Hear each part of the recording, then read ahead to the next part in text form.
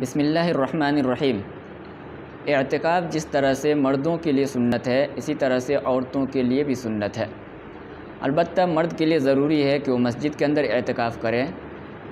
مسجد سے باہر دوسری جگہ پہ اعتکاف کرنا، یعنی گھر کے اندر مرد کے لیے اعتکاف کرنا صحیح نہیں ہے۔ اور ابھی جو لاک ڈاؤن کا زمانہ چل رہا ہے، اس وقت بھی مرد کے لیے گھر کے اندر اعتکاف کرنا صحیح نہیں ہے، یعنی اس مجبوری میں بھی مرد کے لیے اعتکاف مسجد ہی کے اندر مشروع ہے۔ البتہ عورتوں کے لیے مسجد میں اعتکاف کرنا مکروہ ہے۔ عورت جب اعتکاف کرے گی تو وہ اپنے گھر کے اندر اعتکاف کرے۔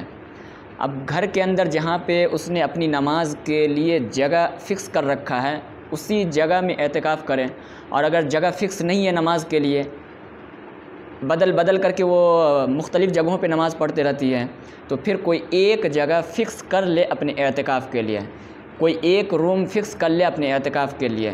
جس روم کو، جس گھر کو، جس جگہ کو وہ اپنے لیے طے کر لے گی اعتکاف کے لیے، وہی جگہ اس کے لیے مسجد کے حکم میں ہو جائے گا، اور وہی جگہ اس کے لیے کیا کہتے ہیں اعتکاف کی جگہ ہوگی، اور اس میں وہ چل سکتی ہے، پھر سکتی ہے، وہیں پہ پڑھے لیٹے جو کرنا ہے، کھائے پیے اسی کمرے کے اندر کرے گی۔ اس سے باہر اگر بغیر کسی ضرورت کے عورت باہر نکلتی ہے، دوسرے کمرے میں جاتی ہے، یا گھر کے باہر جس کو اسارہ کہتے ہیں، صحن کہتے ہیں، آنگن کہتے ہیں، اگر اس میں نکلے گی، بغیر ضرورت کے نکلے گی، تو پھر اس کا اعتکاف ٹوٹ جائے گا۔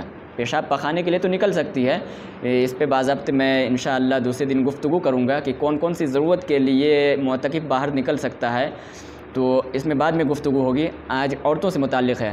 تو عورت جہاں پر اعتکاف کرے گی وہی جگہ اس کے لیے وہ مسجد ہے، اس سے وہ باہر نہ نکلے بغیر کسی ضرورت کے۔ اگر بغیر کسی ضرورت کے دوسرے کمرے میں جاتی ہے یا باہر نکلتی ہے، صحن کے اندر نکلتی ہے، اسارے پہ نکلتی ہے، آنگن میں نکلتی ہے، تو اس کا اعتکاف ٹوٹ جائے گا، اعتکاف صحیح نہیں ہوگا۔ دوسرا مسئلہ یہ سمجھیں کہ جو عورت ابھی ناپاکی کی حالت میں چل رہی ہے، حیض یا نفاس کی حالت میں چل رہی ہے، اس کے لیے اعتکاف کرنا صحیح نہیں ہے، کیونکہ اعتکاف کے صحیح ہونے کے لیے ضروری ہے کہ عورت حیض اور نفاس سے پاک ہو۔ لہٰذا جو عورت ابھی ناپاکی کے زمانے میں ہے، وہ اعتکاف میں ہرگز نہ بیٹھے، کیونکہ اس کا اعتکاف صحیح نہیں ہوگا۔ تیسرا مسئلہ یہ سمجھیں کہ ایک عورت ہے جو اعتکاف کے اندر بیٹھی ہوئی تھی، رمضان کا اعتکاف تھا، 10 دن کا اعتکاف تھا، کہ اسی درمیان میں اس کو خون آنا شروع ہو گیا، حیض کا خون آنا شروع ہو گیا۔ تو جب حیض کا خون جیسے شروع ہوگا اس کا اعتکاف ٹوٹ جائے گا، اعتکاف فاسد ہو گیا، اعتکاف ٹوٹ گیا۔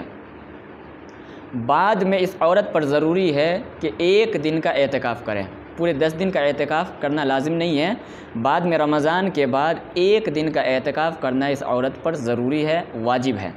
اور جب یہ عورت اعتکاف کی قضا کرے گی تو اس قضا کے اندر روزہ رکھنا بھی شرط ہے، کیونکہ رمضان والا اعتکاف بغیر روزے کے صحیح نہیں ہوتا، اس کے لیے روزہ شرط ہے۔ اس لیے جب اس اعتکاف کی قضا بعد میں کرے گی تو روزے کے ساتھ کرے گی، بغیر روزے کے اگر اعتکاف کرتی ہے تو اس کا اعتکاف صحیح نہیں ہوگا۔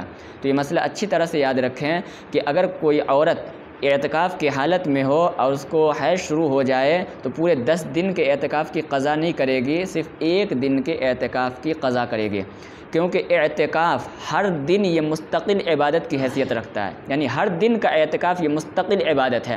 تو جس دن اس کو حیض آنا شروع ہوا ہے گویا اسی دن کا اعتکاف ٹوٹا ہے، باقی دن کا اعتکاف نہیں ٹوٹا ہے۔ لہٰذا جب اس دن کا اعتکاف ٹوٹا ہے تو اسی دن کی قضا اس عورت پہ لازم ہے، بعد میں ایک دن کی قضا کرے گی، 10 دن کی قضا کرنی ضروری نہیں ہے۔